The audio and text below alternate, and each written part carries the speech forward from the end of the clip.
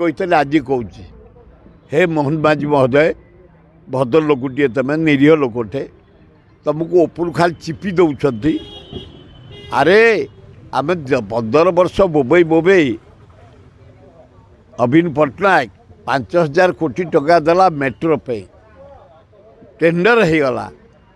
Metro को काम दिगला से काम स्टार्ट करदे हाथरू प्रथम से 350 कोटी टका मागिची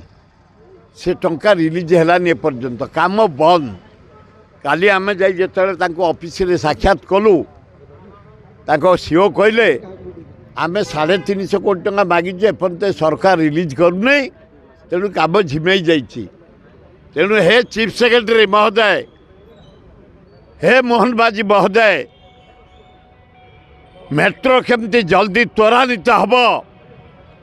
से जो मागी 350 कोटी टंका 5000 कोटी टंका देती नवीन पट्टनायक रिलीज कर रिव्यू कर से कार्य केमती त्वरान्वित हम व्यवस्था कर ताले भल हम।